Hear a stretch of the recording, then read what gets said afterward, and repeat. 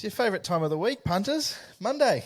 Nominations are out for Saturday, Blake. How are you? Welcome to the weigh-in. Welcome to the weigh-in. Thanks, Nick. It's going to be a great weekend. I can't wait. Plenty of good racing.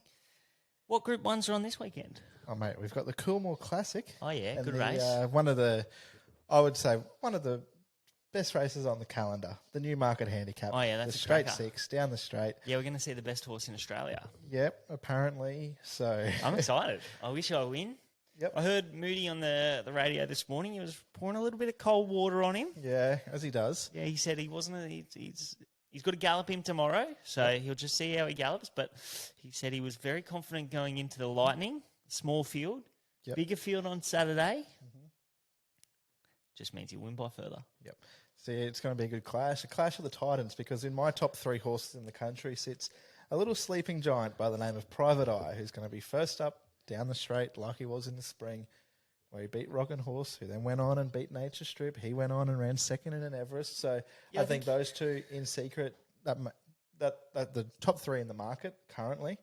I wish I win favourite, in secret, Private Eye. I think those 3 fight it out. Yeah, it's going to be a good race. I can't wait. Yep.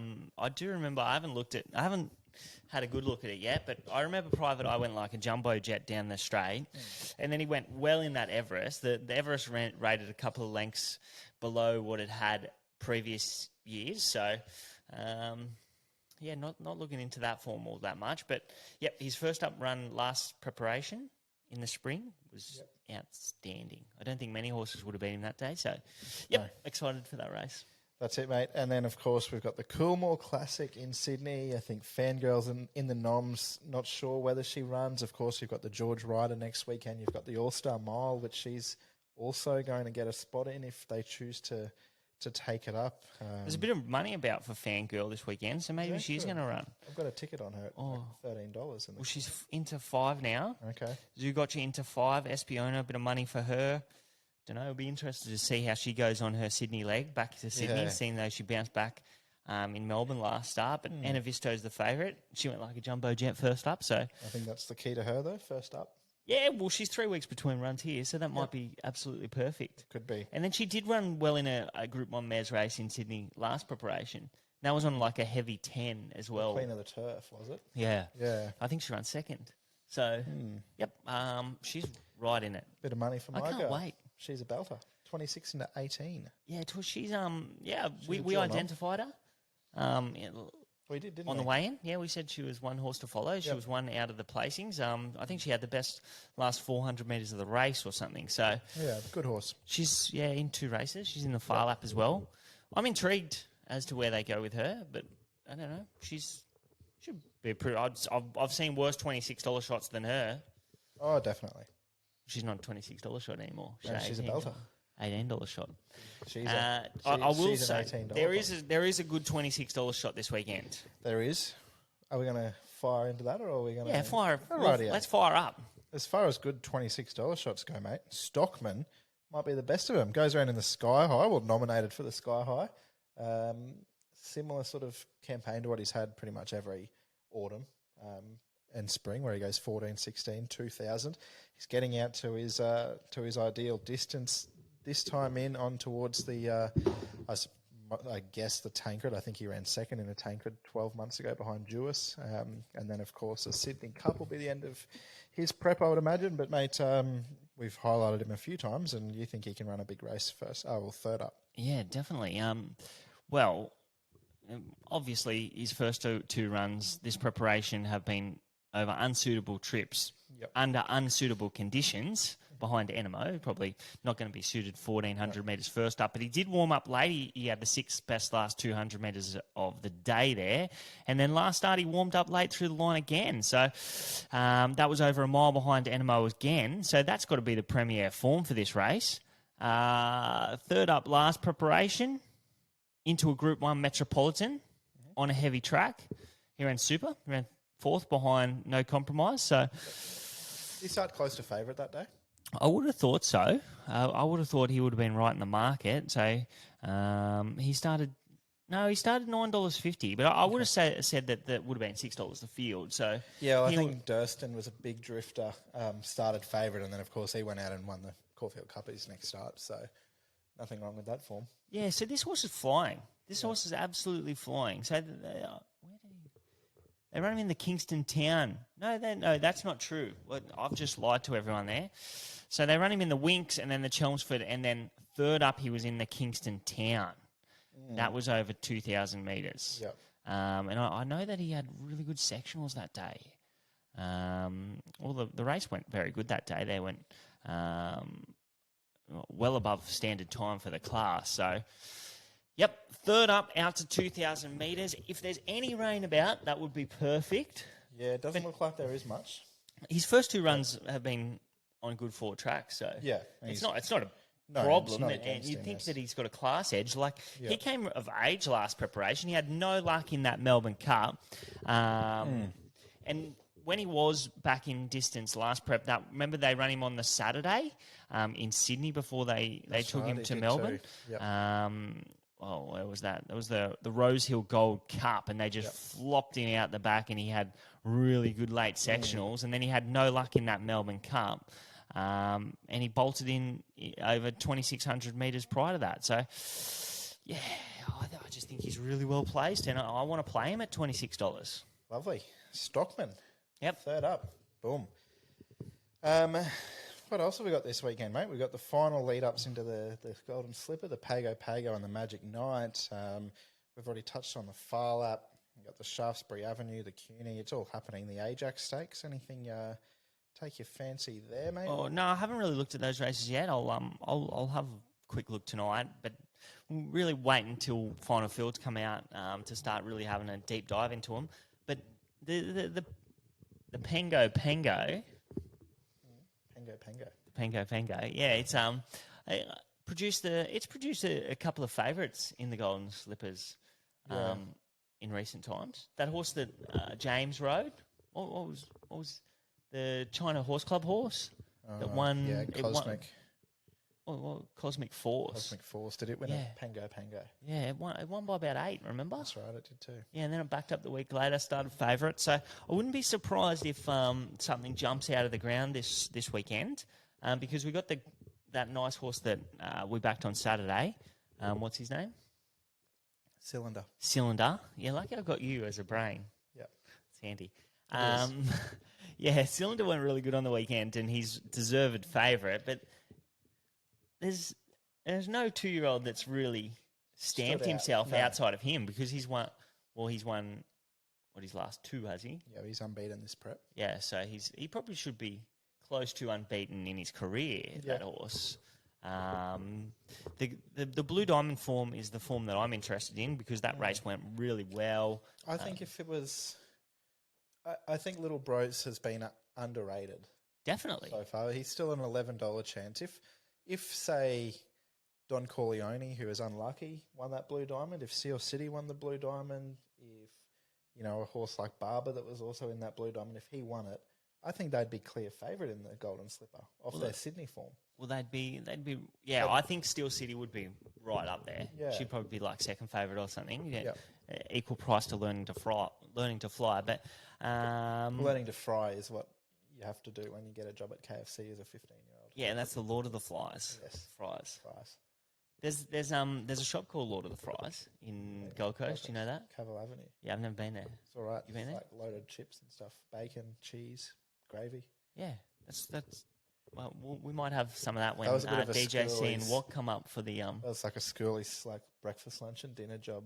Lord of the Fries. Yeah, I never went to school, so I didn't have any. But I've walked past it a few times, and I'm like, oh yeah, that's good play on words. Yeah, like that. It's clever. Very clever. Very clever. But what was I saying? Don Corleone. Yes. Yeah, I think $13 is a good play for him at this stage. Right. Yeah. Lovely. The weekend that was, mate. Yeah, let's just talk about that. Yeah, let's just rub more salt into the wounds. Yeah, so for those of you that don't know, Lloydie was on a couple early markets. He was on attrition at $101. He was actually the person that phoned the tab and said, can you get this horse put in the Australian Guineas market? They put him in. Yep. Lloydie stepped in at the hundreds. They turned him straight off into 20-1. Yep. Yeah, and he's run super. So He's gone super. Let's talk about that race first. We will. He's gone super behind a super filly Legato in that Australian Guineas. She probably should have been unbeaten going in, and the market really liked her late, didn't they? They stepped right into her. She have come over as an unbeaten filly, she probably starts, $4 anyway, or was that price rather than going up $10 or $12 and being backed into a $6 chance. But a great ride by Mickey D, who I saw a stat. He's like rides in Group 1s lately. It's like 40% or something ridiculous like that. He's flying in Melbourne, Mick D. Yeah, and well, geez, I nearly kicked my computer over. So that's nearly 2 weeks in a row that's happened. So It's 2 days in a row. yeah, good ride. She was outstanding, I thought. Your horse Attrition, he looked to have the race shot to bits. He had a tough run. He was 3 deep without cover. Ridden a little bit upside down too. Like, it was a positive ride to put him in the race, but it definitely took away that really sharp turn of foot which we saw at Geelong and Sandown.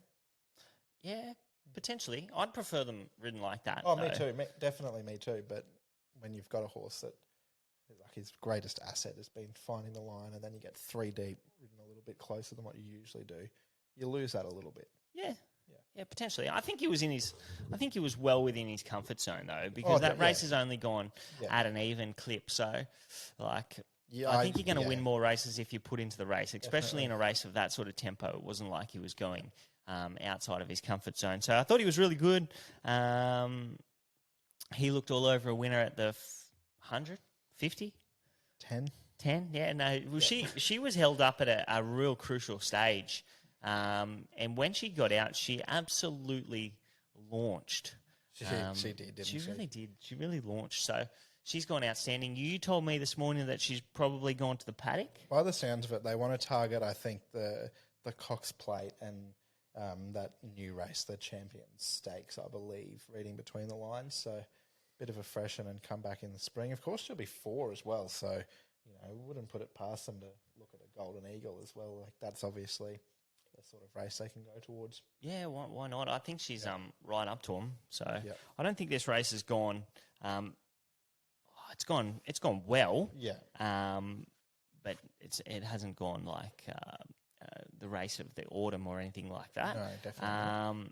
But I don't think we can. I don't think we could have gone into the Australian Guineas either expecting it to go overly well. Really. No, like the Caulfield Guineas in the spring, the same. Everyone. It was the same deal. Yep. So, like, I don't really want to follow anything too much out of the race. I thought Japanese Emperor was pretty good. He covered extra ground as well.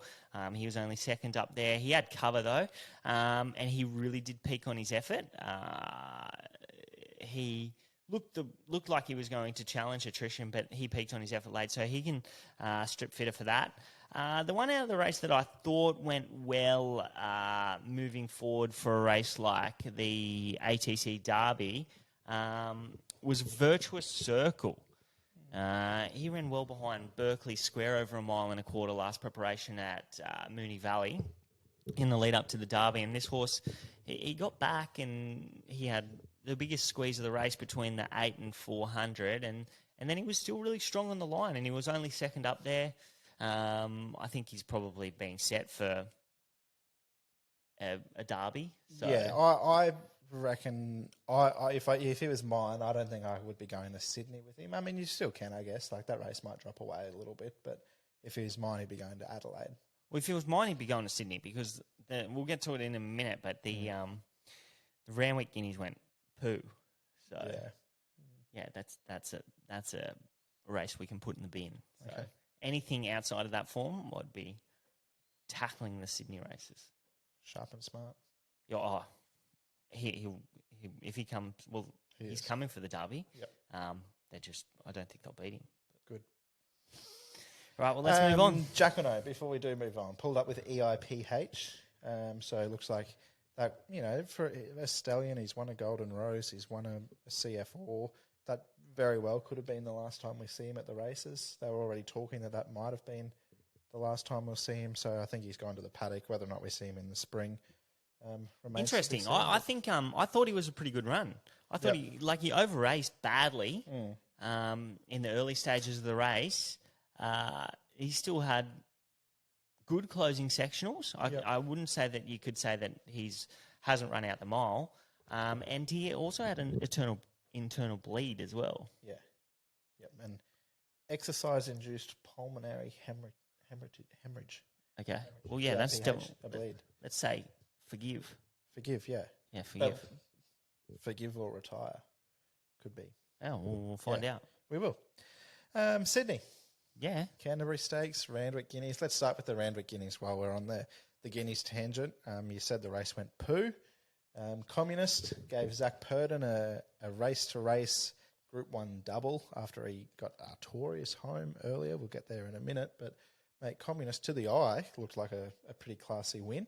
But the numbers and the figures and the data doesn't lie. Yeah, I don't think the race went well at all. So it's a race that I sort of want to put in the bin and want to take on these horses at their next start. They've only gone an even clip and to the 600, and they haven't really zipped home or anything like that. So Communist was probably a run short of most of the field because he missed that second up run. He was first up behind Af Cabin.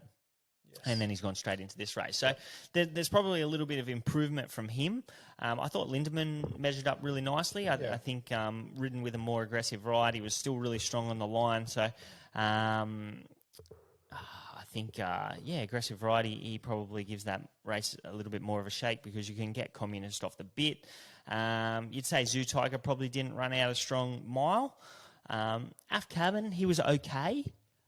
Very similar closing sectionals to the winner. So although he loomed up like he was really going to explode off his back, he didn't really do that. So J-Mac said post-race that he didn't think he stayed the trip.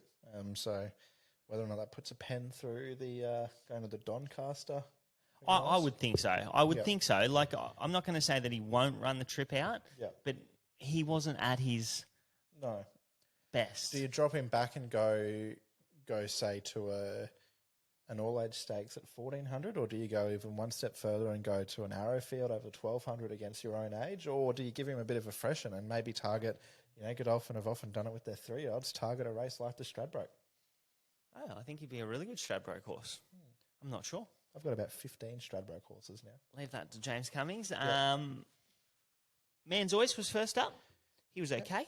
He was all right, wasn't he? Looking for further, that last 100 through the line, probably his best work. He's probably the best through the line in the race, to be honest.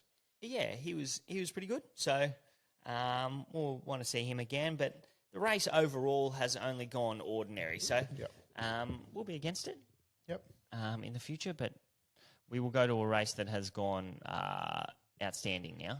Yes, we will. We'll go back a race. Race 7, the Canterbury Stakes there at Randwick on Saturday over the 1,300 metres. 741 days it was between drinks for Big Artie Artorias from the Anthony and Sam Friedman stable. He was a Blue Diamond winner at 2. He went to Europe as a 3-year-old and, he was far from disgraced down the straight. I think he went to a July Cup and a whatever the other race was, the name escapes me, but he ran well. Imperatriz, I think she was a 4-time Group 1 winner in New Zealand. She came over, looked all over a winner. Electric Girl, I thought Zach Lloyd rated her beautifully out in front. Mate, race went super. Yeah, race went really well. They've gone slow for the class to the 6, but the sectionals that they've produced over that final 3 furlongs has been outstanding. Artorias, he was within striking distance, still building through the line. So I wouldn't say like 1,400 metres is out of the question for him, or 1,500 metres. So he's gone outstanding first up. I'm not sure where they go to next. Imperatriz. He's only nominated for the TJ. So TJ? When's the TJ?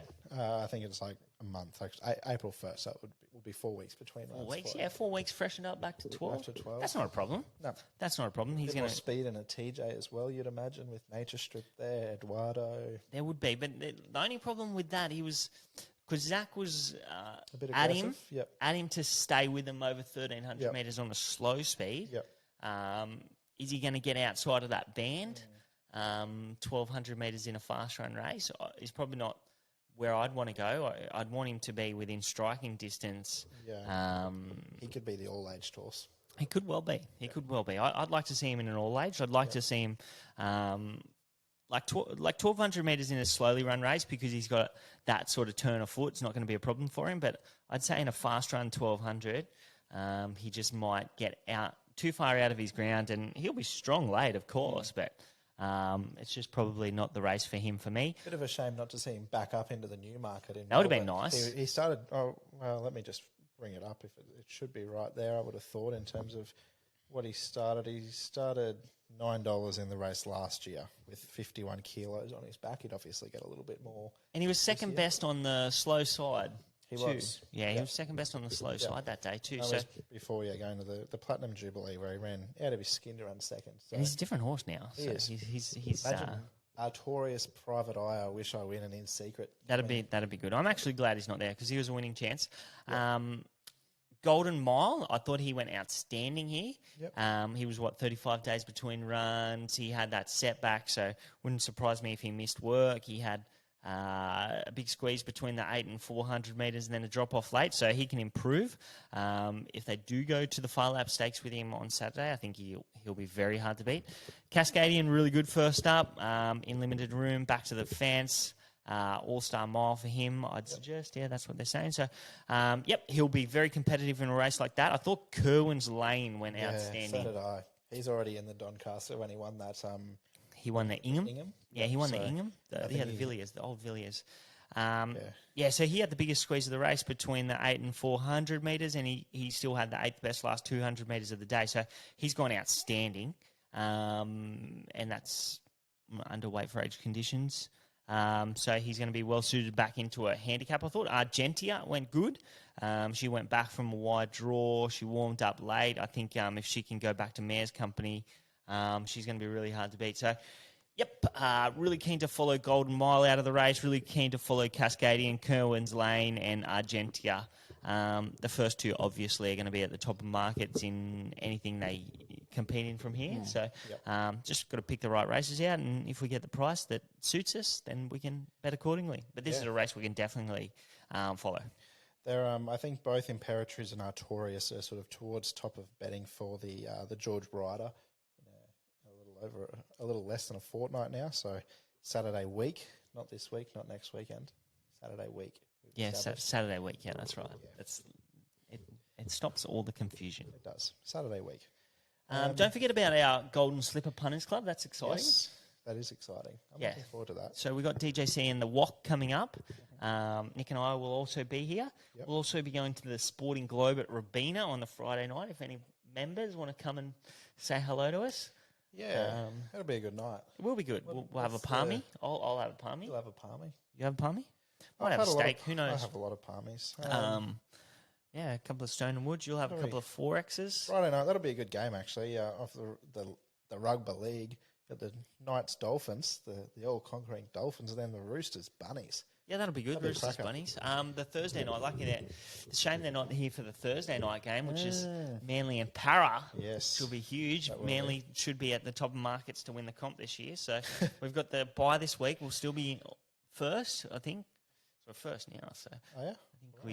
I think get on board, jump on the bandwagon, punters. But let's talk about the Golden Slipper Punters Club. It's going to be a cracking day. Yep. Last Punters Club we run, we had a big win on Djumbak, who hasn't gone around since. He might have scratched out of the race on Saturday to end the afternoon at Flemington, actually. So I don't know where they go with him. Yeah, not sure, but I'll be interested to see him. They should have thrown a nomination in the Newmarket, seeing as he flies down the straight. Well, they well could, but they might have. No, I don't know. I don't know if they would have done that, but who knows? But yeah, we got the WOC and the DJC coming up. It's $100 entry. We'll post up some polls. The boys will organise staking, and they'll play some of their plays. Yep. I don't know if they'll play anything that I like or anything that you like, but it's up to them. We might get shafted. They are the absolute captains of the weekend. Yep. So if you like what they do on tips and slips and you want to get involved, we'll be doing a live stream on the day. Our internet has been pretty ordinary here, so we just went to Robina Town Centre to get that sorted. Fingers crossed. So hopefully we'll have that sorted on the day. We'll do a live stream. It will be a great day. We're actually going to have some members over here as well. Yep.